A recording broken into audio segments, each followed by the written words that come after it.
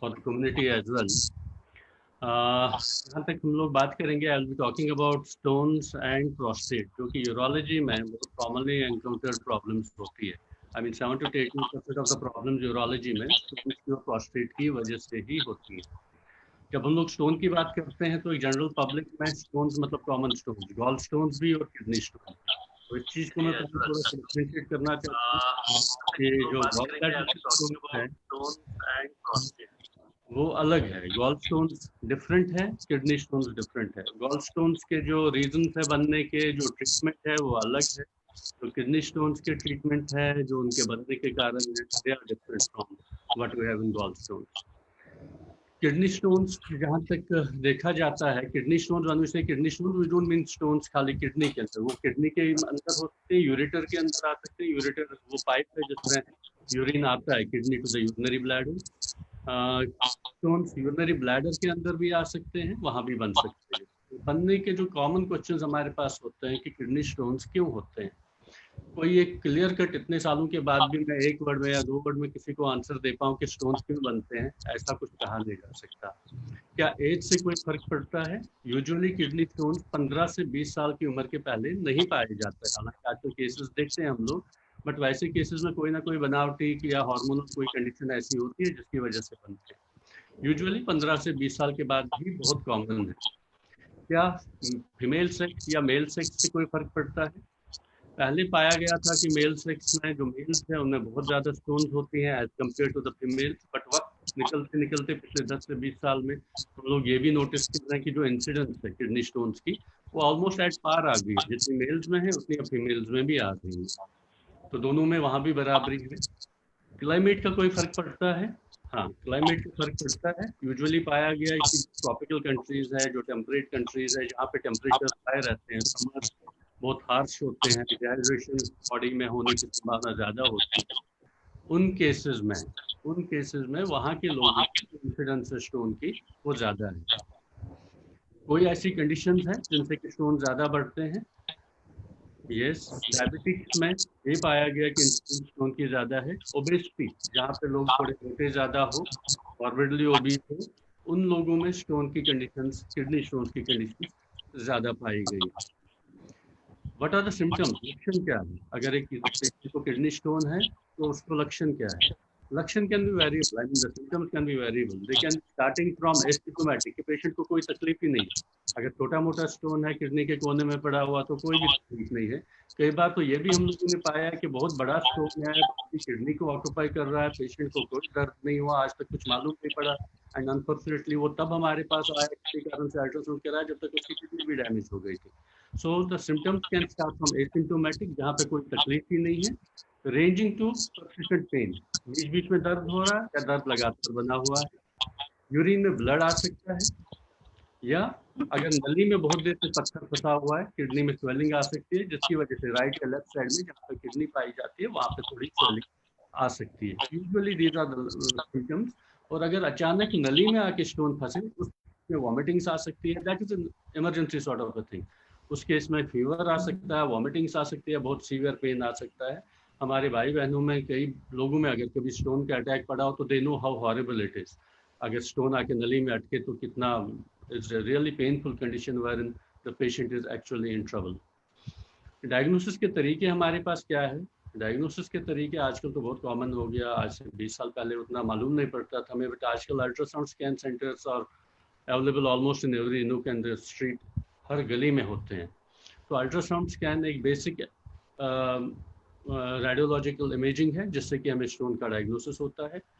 Unfortunately जो stones जब अचानक दर्द उठे तो ज़्यादातर कारण होता है कि स्टोन नली में आया हुआ है। जब स्टोन नली में आता है, नली is a ureter, is a very small passage, उसमें स्टोन कई बार अल्ट्रासाउंड से नहीं दिखता है, खाली आपको ये मालूम पड़ेगा किडनी में सूजन है लेकिन स्टोन दिखता नहीं। तो कई बार लोग खुश हो जाते हैं या दे डोंट ट्रस्ट कि भाई स्टोन तो आया नहीं अल्ट्रासाउंड में, आप क्या बोलते हो।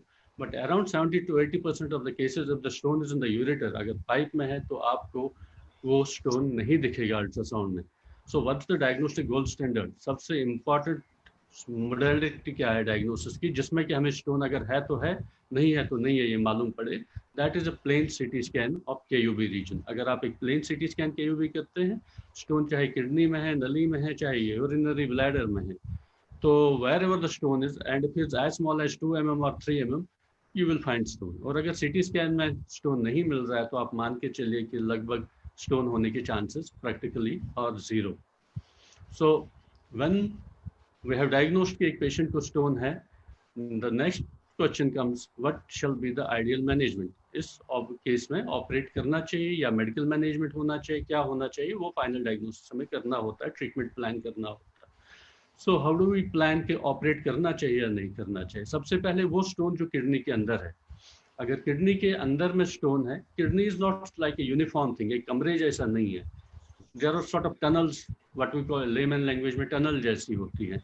अगर एक कोने में स्टोन पड़ा है 2 mm 3 mm 4 mm 5 mm का, पेशेंट को कोई सिम्टम्स नहीं है, उसकी वजह से किडनी में ब्लॉक नहीं कर रहा है, कोई हाइड्रोनेफ्रोसिस नहीं है, कोई सूजन नहीं आ रही है, ऐसी स्टोन्स को हम लोग वेट एंड वॉच कर सकते हैं, समय दे सकते हैं।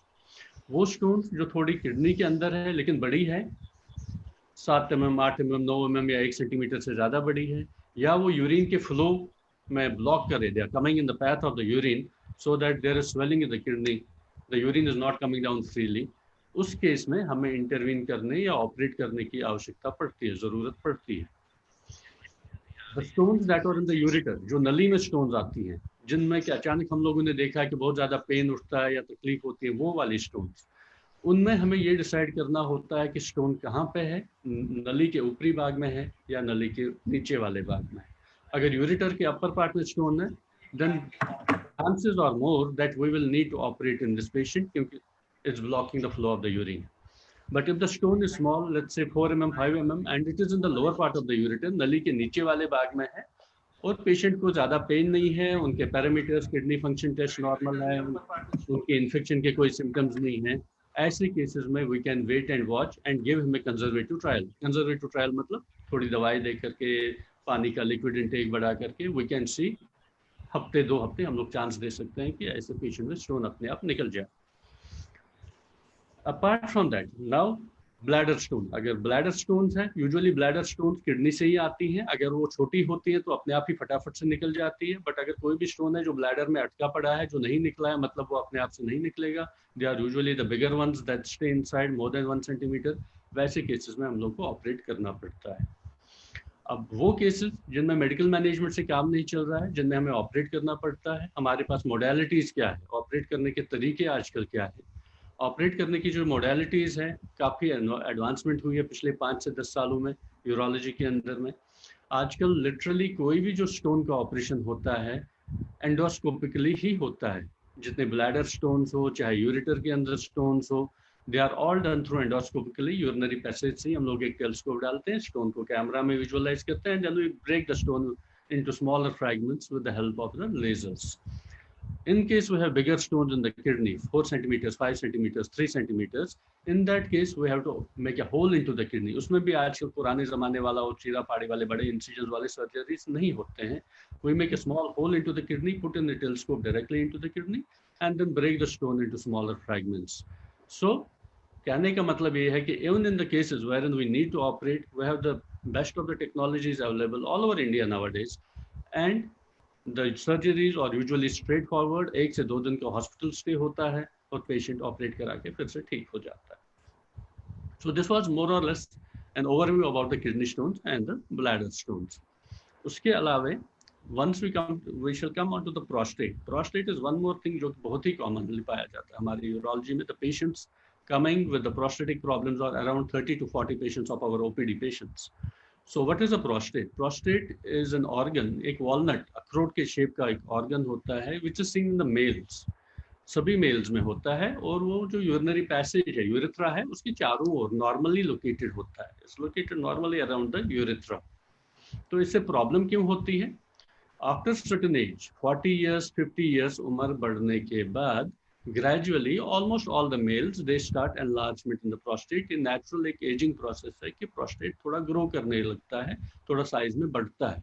तो as soon as जब ये size में बढ़ता है, it starts compressing the urethra, urinary passage को बाहर से दबाव डालता है।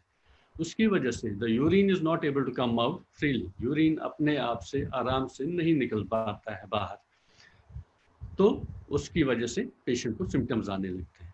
सिम्टम्स यूजुअली क्या है? This is primarily a disease of the elderly. When I say elderly, I mean 60s, 70s, 80s, 90s. To some extent, maybe some people even in their 50s. What are the symptoms? जिन symptoms को हम लोग initially देखें और ignore नहीं करके ये सोचे कि we must be having prostatic enlargement so that we shall take a consultation with the urologist. Symptoms और nocturia. Nocturia मतलब रात में यूरिन पास करने के लिए उठना। जब आप रात में सोने गए 10 बजे 11 बजे और सुबह आप 5 बजे या 6 बजे उठे, इस बीच में भी अगर आपको यूरिन पास करने के लिए उठना पड़ रहा है 1 बार 2 बार 3 बार 4 बार, दिस में भी सटल वार्निंग कि आपकी प्रोस्टेटिक एनलार्जमेंट हो रही है। Unfortunately in our Indian population, whenever you ask people कि क्या आपको कोई पेशाब में कोई कष्ट है, दे विल से नहीं, कोई कष्ट नहीं है। And then if you ask him leading question कि रात में सर कितनी बार आप यूरिन पास करने के लिए उठते हैं, दे विल से सर 4 बार उठते हैं। तो this is a mind set, उनको लगता है कि रात में 4 बार यूरिन पास करने के लिए उठे तो इसमें तकलीफ क्या है, तो नॉर्मल सी चीज़ है, बट ऐसा नहीं है। If you are getting up in the night to pass urine, this may be subtle warning कि प्रोस्टेट की एनलार्जमेंट हो रही है। फ्रीक्वेंसी कि रात में जैसे बार बार उठना पड़ा, वैसे ही दिन में आप जा रहे हैं, आपको यहाँ से लेट्स से आपको गाजियाबाद से गुड़गांव जाना है या गुड़गांव से फरीदाबाद जाना है, 1 घंटे 1.5 घंटे का सफर है, लेकिन आपको टेंशन हो रहा है कि मुझे तो रात में यूरिन आएगा तो मैं क्या करूंगा।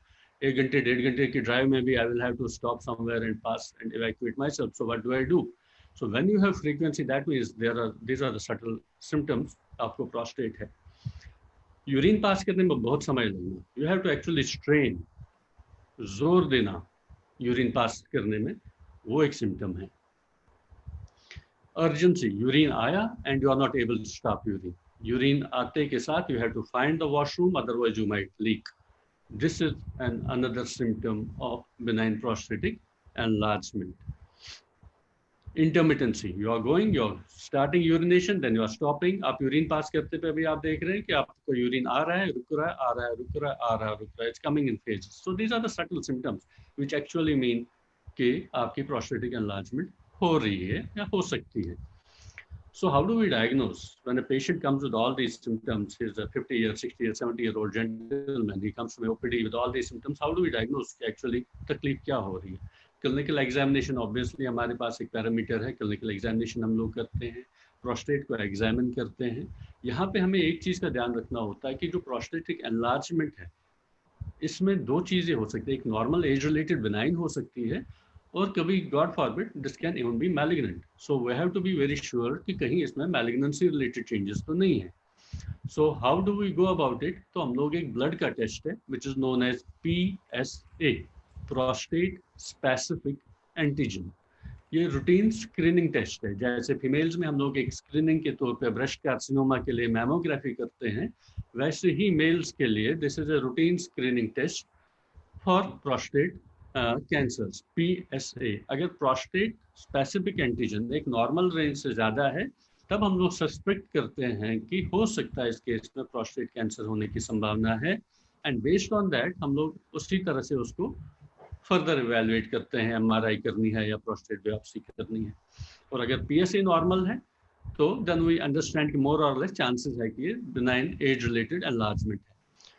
फर्दर टेस्ट क्या करते हैं? हम लोग एक अल्ट्रासाउंड करते हैं जिससे हमें प्रोस्टेट का साइज मालूम पड़ता है, and apart from prostatic size what is more important is we get to know about the post void residual urine, कि how much is the urine that the patient is retaining inside even after he has passed urine. Let's say the patient has passed 100 ml of urine and then you do a scan, you see that he is retaining 150, बाहर तो 100 ही निकला, अंदर में 150 ml बचा है, so that again is an indicator कि रुकावट हो रही है। There's one more test which is known as uroflowmetry. Uroflowmetry क्या है? लेमन्स लैंग्वेज में मैं इसको कहता हूँ, ये यूरिन का ECG है। You ask a patient to pass urine in a machine which is connected to the computer. Urine वो पास करते हैं, कंप्यूटर से हमें पूरे ग्राफिक्स और उसका डाटा मिलता है कि उनकी फ्लो रेट कितनी है, कितना वक्त लग रहा है, ग्राफिक कैसा है, कहीं उसमें रुकावट तो नहीं है।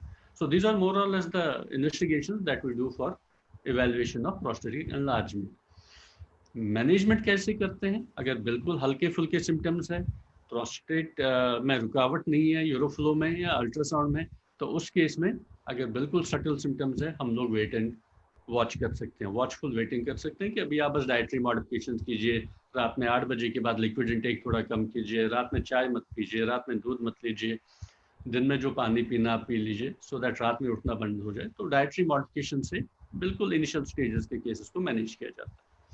जो उससे आगे के केसेस होते हैं उनको क्या किया जाता है, we have medical management. Medical science has done this much advancement in last 20 years। I will say कि आज से 20 साल पहले अगर 100 में से प्रोस्टेट के 80 केसेस ऑपरेट होते थे, आज की डेट में मेडिसिन इतनी ज़्यादा मार्केट में इसके लिए आई है कि आज 100 में से 80 केसेस मेडिकल मैनेजमेंट में हो रहे हैं और खाली 20 केसेस ऑपरेट हो रहे हैं। So this is the level of advancement in the medical management of prostate that has happened over last 20 years। तो दवाइयाँ बहुत सारी हैं जिसकी वजह से प्रोस्टेट को कंट्रोल में रखा जाता है। आप वो दवाई लेते रहते हैं, बीच बीच में आप टेस्ट करते रहते हैं। उन टेस्ट में अगर आपका सारा कुछ नॉर्मल है, पैरामीटर्स नॉर्मल है, तो आप दवाई पे कंटिन्यू रहते हैं। The third stage is wherein the patients are having very severe symptoms. Symptoms बहुत ज़्यादा है, उनकी quality of life is actually shattered, they can't go anywhere, they can't sleep properly, urine pass करना एक कष्ट का काम है। सच केसेस बार बार यूरिन में इन्फेक्शन हो रही है या स्टोन्स बनने लगे हैं या किडनी फंक्शन में अब डिरेंजमेंट आने लगा, प्रोस्टेट की वजह से इतनी रुकावट हो रही है कि यूरिन अंदर बच रहा है, that it has started affecting the kidneys. All these cases they shall not wait. ऐसे केसेस में हमें आइडियली ऑपरेट करना चाहिए। ऑपरेशंस कैसे होते हैं? Again the way I said, जो स्टोन्स के लिए हम लोगों ने किया, स्टोन्स के लिए जो एडवांसमेंट हुई है वही एडवांसमेंट प्रोस्टेट के लिए भी हुई है। आजकल out of 100, I will say 99.9% cases don't require an open surgery for the prostate. It is all done through the endoscopic means. When we say endoscopic means, I mean we are not making any cuts anywhere in the body. Laparoscopy में तो फिर भी एक छोटा whole बनता है. Here we are not making any cuts into the body. We are not taking any stitches. एक stitch भी नहीं लगती. So how do we do? जो normal urinary passage है, we introduce our telescope through the normal urinary passage. We reach the prostate, we carve it out with the laser. Laser से उसको पूरा carve किया जाता है, निकाला जाता है. Then you chip it into smaller pieces, छोटे छोटे टुकड़ों में, और उसको सक करके आप बाहर निकाल देते हैं. Surgery is routine. 2 से 3 दिन हॉस्पिटल मैक्सिमम स्टे होता है. कैसे भी पेशेंट्स हो, 70s में, 80s में, even 90 years में. The last one I operated was 96 years old. Heart की परेशानी हो, खून पतला करने वाली दवाइयाँ चल रही हो, whatever be the comorbidities, this surgery can be performed quite safely in whatever age and whatever be the comorbidities. So if we look at the totality of the things that we have been speaking, whether it's the kidney stones or whether it's the prostate, दोनों cases में medical management has a role, has a strong role. And in case we have to operate, the technology has reached such a point wherein the surgery has become is completely minimally invasive. Stitching और open चीरा फाड़ी का कोई role नहीं है. 1-2 दिन आप hospital में रहते हैं and you are back to your work, because most of us are working nowadays, whether it's a young person or an elderly gentleman who is into his 50s, 60s, 70s, everybody is working. So time constraints important होते हैं हमारे लिए. You get back to your work as soon as possible in 5 to 7 days and things are normal. So that's all about the stones and the prostate that I wanted to discuss, and I'll be happy to take whatever questions the panel has. Thank you, Dr. Saab. Thank you very much. काफी लोग late join किए होंगे. Many of you would have joined late, and I would just like to reintroduce Dr. Darcy to you. Dr. Darcy is a principal consultant at Max Super Vaishali. He has more than 17 years of experience in urology, robotics, and kidney transplant. He has done more than 700 laparoscopic donor nephrectomies, over 350 kidney transplants, and 10,000 different procedures to his credit. He is associated with Max Vaishali. As I said, he was earlier HOD for Max Noida. Dr. Sabs, we have a few questions coming in. Shri Pushkar Nath Dhar, specifically अपनी age भी लिख रहे हैं, 88 years. He is saying कि I have enlarged prostate problem since last 10 years. It's not obstructing a flow of urine, but at night I have to use washroom many times. What precautions I must take apart from medicines? Doctor has ruled out any operations, any diet restrictions. Pushkarnath, that's so nice of you to give so, I mean, in your clinical details. At 88 years of age, अगर आपके prostate में बड़ा हुआ है but रुकावट नहीं हो रही, जो आपके डॉक्टर ने ऑब्वियसली देखा होगा, तो आपको डेफिनेटली सर्जरी की कोई ज़रूरत नहीं है. रात में आपको उठना पड़ रहा है, that is your primary concern, कि आपको रात में 5 बार 6 बार उठना पड़ रहा है.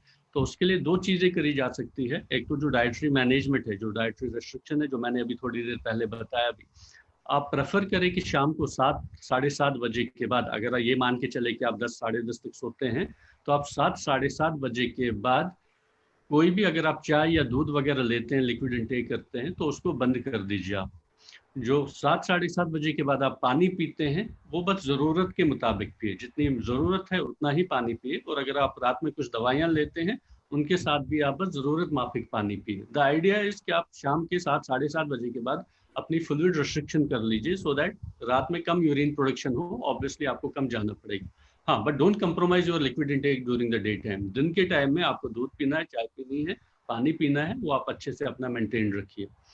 अपार्ट फ्रॉम दैट, अगर आपके डॉक्टर साहब ने, जिन्होंने आपको देखा है, अगर उनको लगता है कि आपकी यूरिन की फ्लो रेट्स बहुत अच्छी हैं, फ्लो रेट्स में कोई इम्पेडिमेंट नहीं है, रुकावट ज़्यादा नहीं है, तो एक टैबलेट भी ऐड करी जा सकती है, जो कि आप शाम को 6-7 बजे के, आप 8 बजे के करीब ले सकते हैं, जिसकी वजह से आपको रात में जो यूरिन बार बार जाना है, उसका that can be taken care of, that symptom can be taken care of.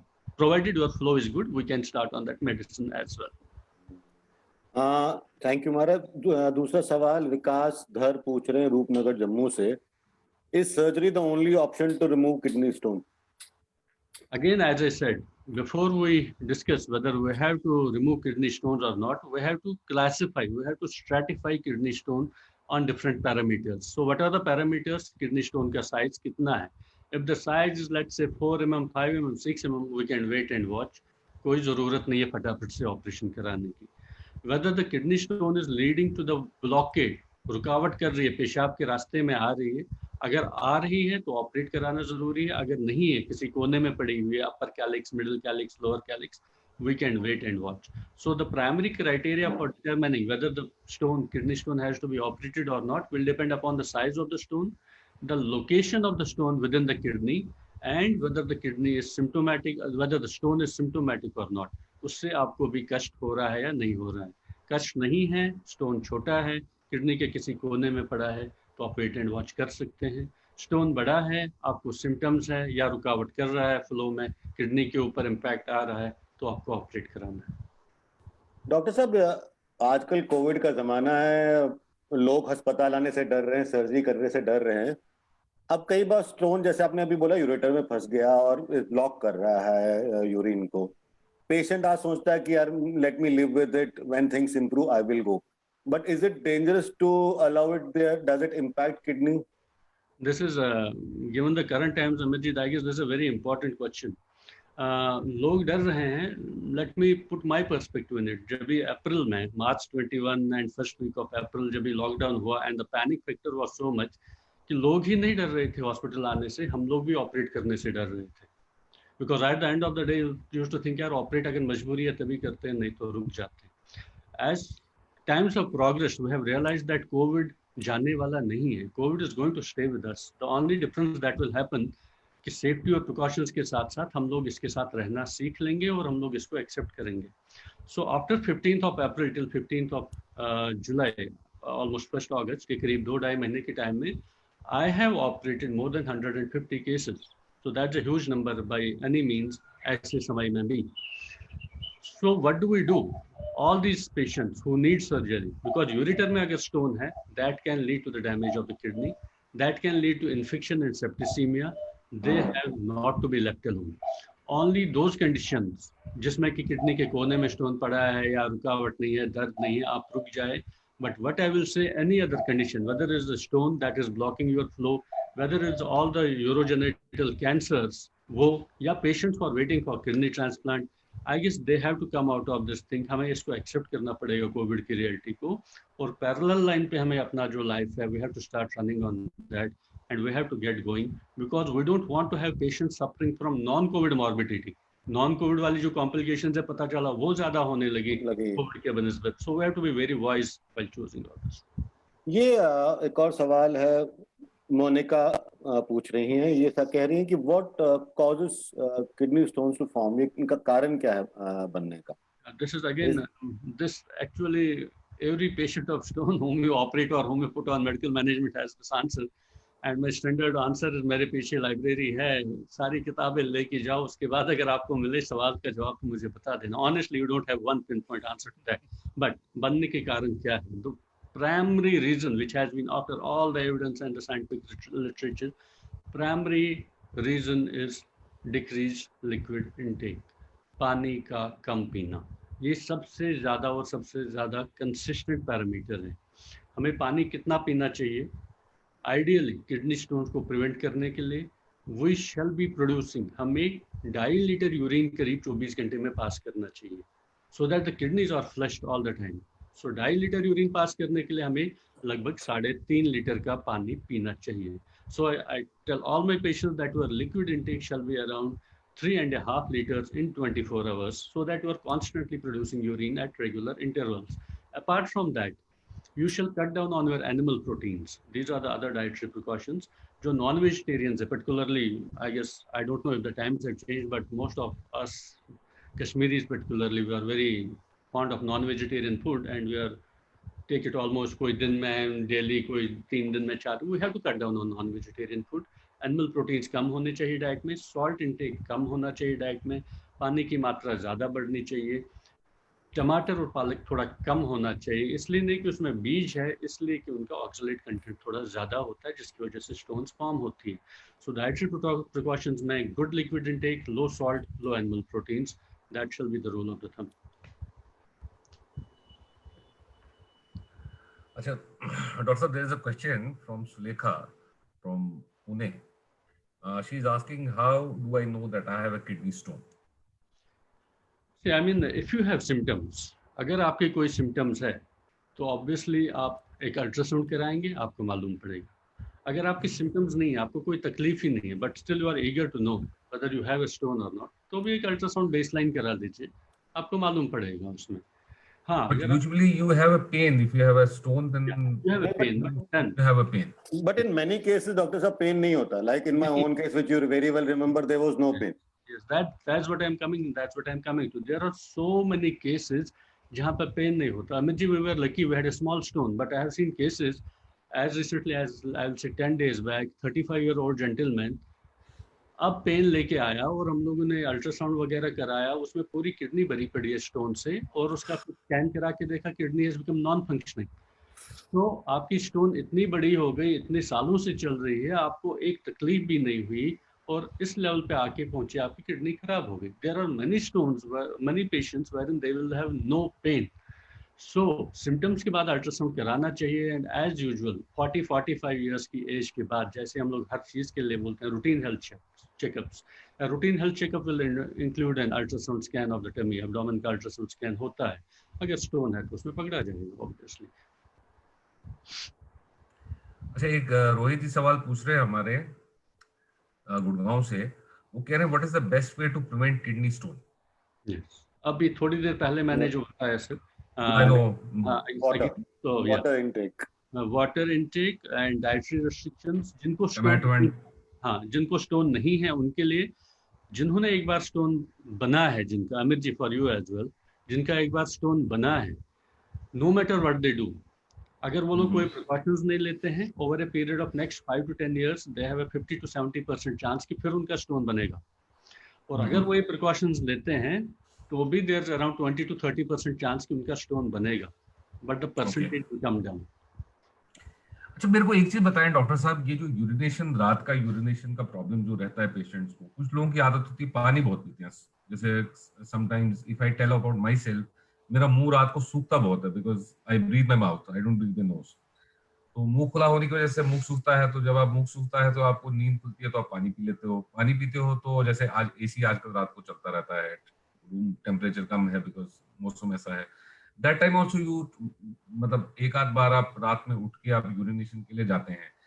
Is should those things people also get tested, do something to see that if it is I not will- related to the kid? सबसे पहले तो if you are breathing through mouth, तो आपको तो भी urologist की नहीं, आपको ENT specialist for that. And on a serious note, इस चीज के लिए I don't think you need a urology opinion. रात में थोड़ा थोड़ा बीच में उठे, पानी पिए और उठने उसके साथ आप एक बार यूरिन पास करने गए, I will not put it into a very that zone wherein you need a medical consultation. But those people have gone to sleep. Ideas आप सो गए और सुबह आप 5 बजे उठते हैं, इस बीच के इंटरवल में आपको स्पेसिफिकली इसलिए जागते हैं कि आपको यूरिन के लिए जाना है. So those patients, they need to consult a urologist. Okay. Achha, there is one more question, Dr. Saab. It is Anupama calling, sending a message from Delhi. I have a recurring problem of stones. Should I give up all forms of meat, or some forms of meat are allowed? See, as far as animal proteins is concerned, you have to give all forms of meat. You have to give mutton, you have to give up Fish. chicken, you have to give up fish as well. Like fish, बाकी चीजों के लिए अच्छी मानी जाती है. But as far as kidney stones is concerned, is all sorts of animal proteins. We are considered about proteins, but the animal proteins, they have to be given, whether it's chicken, fish or whatever. If you have a stone, then now does this animal protein also include the dairy products? No. Dairy products is a different thing. आप दूध ले सकते हैं, आप calcium ले सकते हैं. अगर if I can intervene here, some people have this, जो मेरी प्रैक्टिस में मैंने देखा है, बहुत लोगों का ये सवाल होता है, तो डॉक्टर साहब मैं कैल्शियम ले रही हूँ, I mean particularly our elderly generation के लोग जो हमारे हैं, बुजुर्ग लोग, वो हम तो कैल्शियम की दवाइयाँ ले रहे हैं, क्या मैं वो दवाइयाँ बंद करूँ क्योंकि मेरे को स्टोन्स बार बार बन रहे हैं. तो कैल्शियम सप्लीमेंटेशन को लेके भी बहुत रिसर्च हुआ, बहुत एविडेंस हुआ, whether people shall be taking calcium supplements who are having stones. कुछ लोगों ने कहा कुछ फर्क पड़ता है, कुछ लोगों ने कहा कुछ फर्क नहीं पड़ता है. तो बाद में जो अभी जो नतीजा निकला वो ये है कि if you are taking calcium, you ensure कि कैल्शियम के साथ हर चीज के साथ, जैसे एक सॉल्ट होता है साथ में sodium potassium citrate, you shall be taking calcium which is combined with citrate. So you shall be taking calcium citrate tablets, and whenever you are taking those tablets, you shall be taking it in between your meals. जब आप खाना खा रहे हैं, उस समय खाना खाने के बीच में उसको ले ले, so that gets absorbed with the food itself, and that doesn't form complexes with the oxalate. So that's the best way to take the calcium supplements. Achha, one more question, Mr. Sanjay from Mayur Vihar. He's asking, what is the reason for such a high rate of kidney failures? We never had those in Kashmir. Yes, I guess temperature. Yeah, I don't think it's got anything to do with Kashmir, honestly, or the temperatures per se. What it has got to do with is multiple lifestyle. जो आपकी बात आ रही है, I'll come to that. Initially, our lifespans were of around 60 years, 65. Right, very true. Over the last 20-30 years, the lifespan has reached around 70-80 years. So people are living longer, so their kidneys are failing at some stage. Okay. Second thing that has been more important is the incidence of the diabetes in the society. Diabetes पहले के मुकाबले बहुत ज़्यादा prevalent हुआ है. So diabetes is taking a hit on the kidneys. Blood pressure is taking a hit on the kidneys. Okay. The kidney patients, kidney failure के patients, whatever we get for kidney transplant, 95% of the patients का kidney failure is either because of the diabetes or hypertension. So it's the diabetes and hypertension that is leading to the increase in the kidney failure patients. So for all our younger people also, particularly all my friends who are working in the corporates and everywhere, they are living high stress jobs. Blood pressure हो रहा है, खाने पीने का ध्यान नहीं, sugars बढ़ रहे हैं. Please don't take your sugar levels casually. Please don't take your blood pressure casually. The ultimate hit will be on your kidneys. So if you are having diabetes, if you are having BP, take your treatment for that. Manage your BP, manage your kidneys. You'll be manage your diabetes. You'll be managing your kidneys. So it comes to same thing that you should keep on walking, exercise. It's very important to keep yourself fit. Walking, exercising, regular blood sugar tests, regular blood sugar monitoring, and if you are having diabetes or BP, consult a physician. Keep your sugar and BP in control. As long as they are in control, your kidneys will be safe. Okay. Thank you, doctor. ये doctor साहब जो prostate cancer है, which set of people at risk of prostate cancer? आपने prostate cancer की बात तो करी, but is there a specific set of people who are at a higher risk of prostate cancer? और दूसरा इसी में कि प्रोस्टेट का तो आपने बता ही दिया कि कैसे पता चलता है, how many prostate में surgery is recommended or medicine can tackle it better? I think doctors have told 99% now surgeries are. I'll come. As far as the benign enlargement of prostate is concerned, which I already discussed, around 70-80% of the people are taken care of with the medicines. Around 20% will require surgery. Another point that Amitji is raising is the prostate cancer.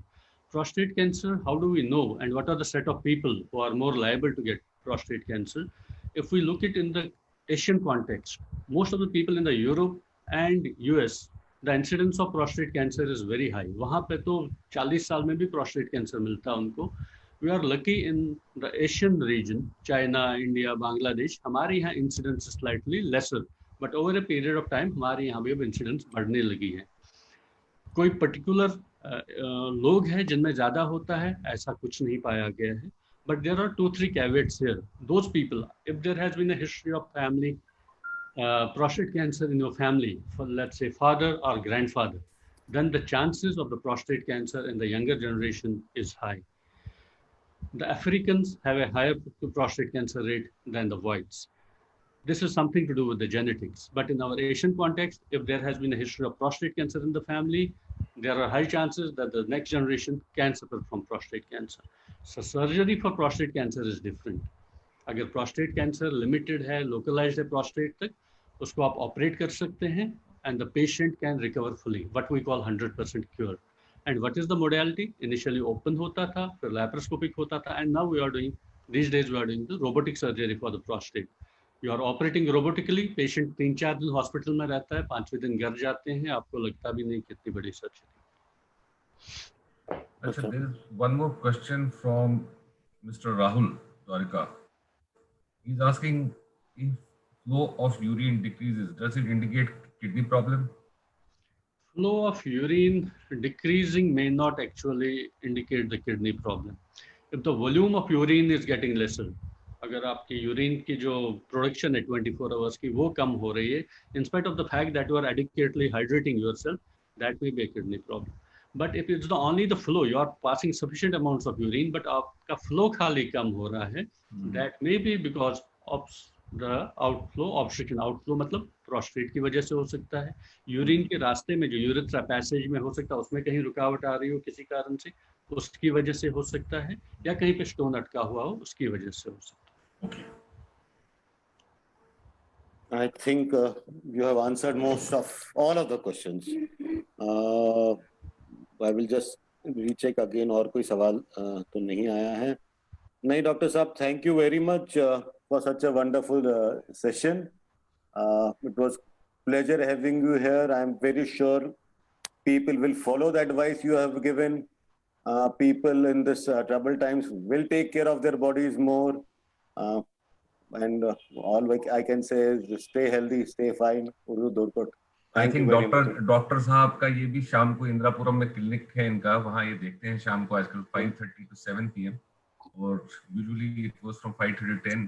अब इंदिरापुरम में आपका वैसे doctor साहब clinic है का, if somebody wants to connect to you, this and what मतलब you, it is Monday to Saturday? It is be only 4 days a week, sir. Alternate days: Monday, Wednesday, Friday, Saturday. अच्छा. Okay. Because of the COVID. And where is this located, Dr. Saab? It is located in Indirapuram, Nitikhand 1, sir. 764 Nitikhand 1, Indirapuram. I think Dr. Saab has a page also. People who are watching you, I think on your page, they can go through the page and they can get the information. If anybody has any queries after that also, they can connect to me. I'll be happy to share and I'll be happy to answer their all queries. It was very nice talking to you, Dr. Saab. It has been a great enlightenment to us also. We came with our personal problems also, and people who have been giving so much of how they can get cured, what are their myths and all. So nice of you, Dr. Saab, taking out your time and giving to us and enlightening us about the problems and their remedies. My pleasure. My pleasure, and congratulations for this endeavor. Please keep. Thank you, man. Thank you, Dr. Saab. Thank you, Dr. Namaskar. Thank you. Bye.